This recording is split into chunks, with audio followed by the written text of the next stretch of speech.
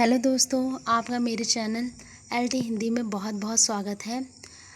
आज मैं आपको हिंदी साहित्य के इतिहास में काल विभाजन और उसके नामकरण के बारे में बताऊंगी, जो आपके LT, TGT, PGT, net, UTET, CTET यानी हिंदी के जितने भी पेपर आते हैं उन्हीं सभी के लिए बहुत इम्पोर्टेंट है।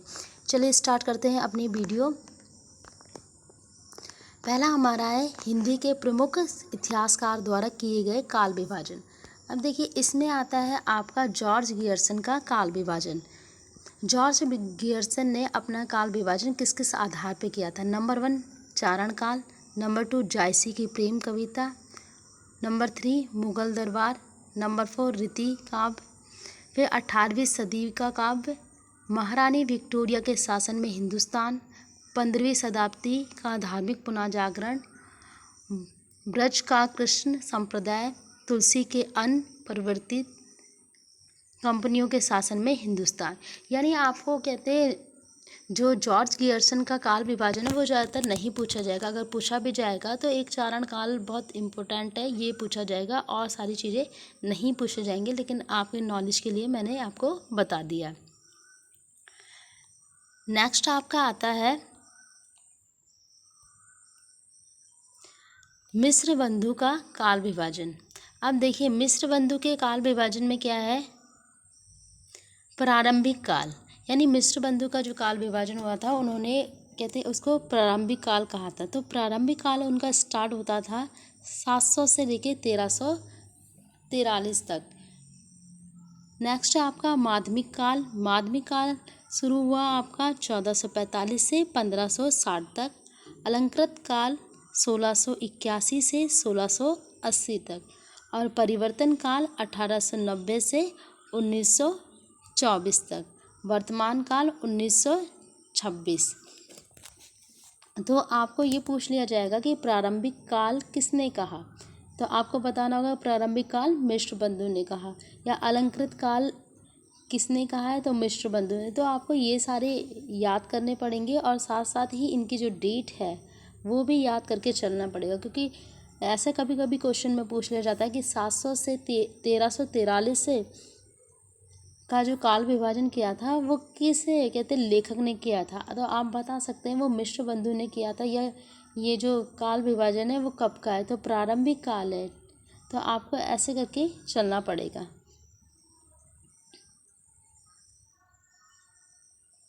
नेक्स्ट आपका आता है आचार्य रामचंद्र शुक्ल का काल विभाजन।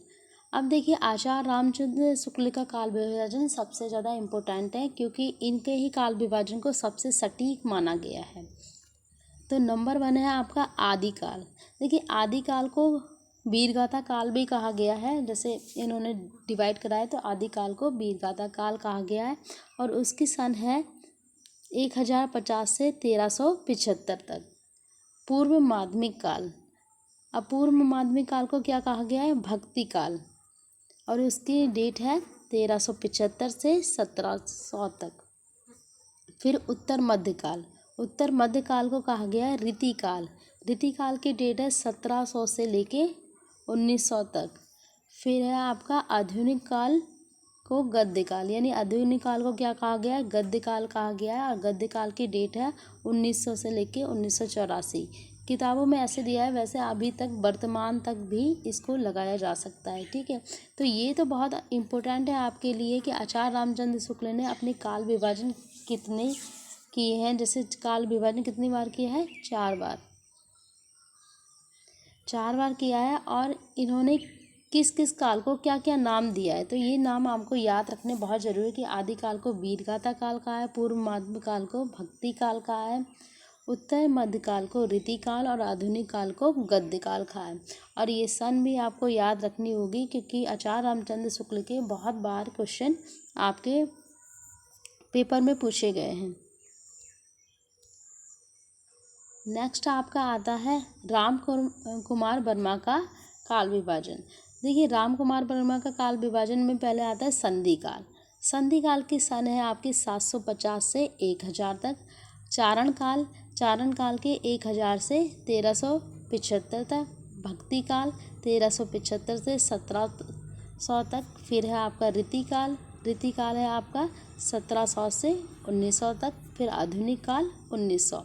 देखिए अब इसमें इम्पोर्टेंट जो है, जो ये बहुत पूछा जाता है, एक तो चारण काल और संधि काल। तो ये दो बहुत पूछे जाते हैं कि संधि काल किसने कहा। तो राम कुमार वर्मा का काल विभाजन में संधि काल है, और चारण काल किसने कहा, तो ये भी राम कुमार वर्मा का है। तो ये दोनों क्वेश्चन बहुत ज़्यादा पूछे जाते हैं। नेक्स्ट आपका आता है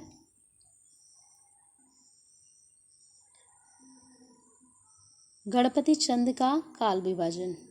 अब देखिए गणपति चंद ने अपना काल विभाजन 4 भागों में किया है। नंबर 1 है आपका प्रारंभिक काल या आदिकाल, पूर्व मध्यकाल, उत्तर मध्यकाल, आधुनिक काल।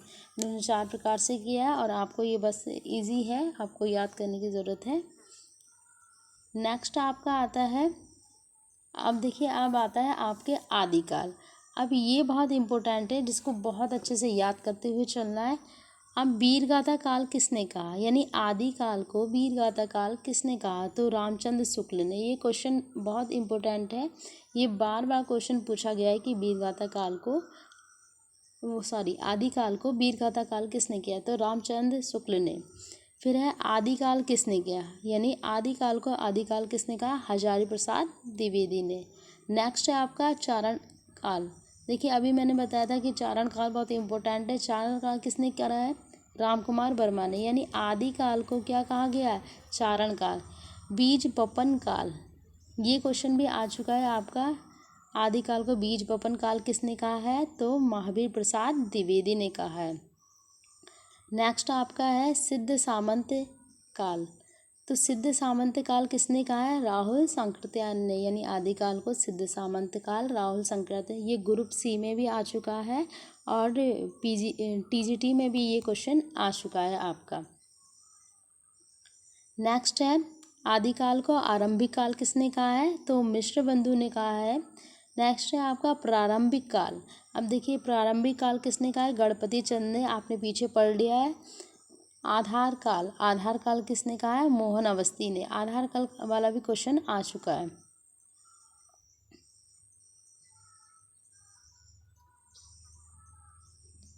नेक्स्ट आपका है भक्ति काल।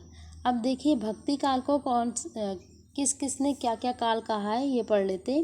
तो भक्ति काल को माध्यमिक काल किसने कहा है, तो भक्ति काल को माध्यमिक काल किसने कहा है, मिश्र बंधु ने भक्ति काल को माध्यमिक काल कहा है।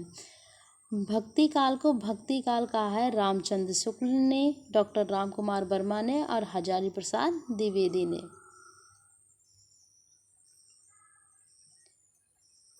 फिर है आपका भक्ति काल को पूर्व मध्य काल किसने कहा है, गणपति चंद ने। ठीक है, भक्ति काल को पूर्व मध्य काल गणपति चंद ने कहा है। तो ये चीज़ें आप बहुत याद करते चलना है, क्योंकि ये बहुत इम्पोर्टेंट है। आगे जो पढ़ाई है वो भी इम्पोर्टेंट है, लेकिन उसका ही एक सार है जिसमें ये बहुत इम्पोर्टेंट है कि ये किस किसने कहा है, ताकि आपको याद हो जाए और आप क्वेश्चन गलत ना करो। नेक्स्ट है आपका रीतिकाल।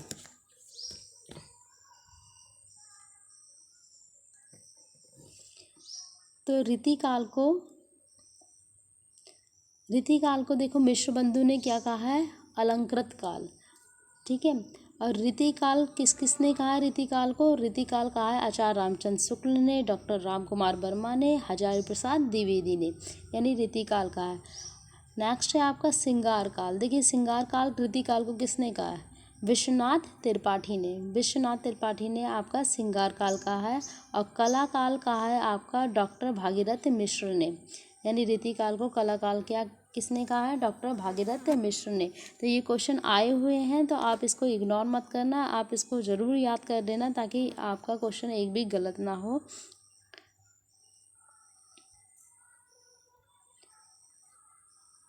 नेक्स्ट है आपका आधुनिक काल। देखिए आधुनिक काल किसने कहा, आधुनिक काल को वर्तमान काल कहा है मिश्र बंधु ने। ठीक है, मिश्र बंधु ने क्या कहा है, वर्तमान काल। गद्य काल कहा है आपका आचार्य रामचंद्र शुक्ल ने, और आधुनिक काल किसने कहा है, हजारी प्रसाद द्विवेदी ने। ठीक है, हजारी प्रसाद द्विवेदी ने इनको आधुनिक काल कहा है। तो आपके लिए ये बहुत इम्पोर्टेंट क्वेश्चन थे, और मैं एक इम्पोर्टेंट क्वेश्चन की सीरीज़ लाऊंगी जो आपको मेरी नेक्स्ट वीडियो में दिखाई देगी। तो अगर मेरे चैनल आपको अच्छा लगता है तो सब्सक्राइब करिए, लाइक करिए और शेयर करिए।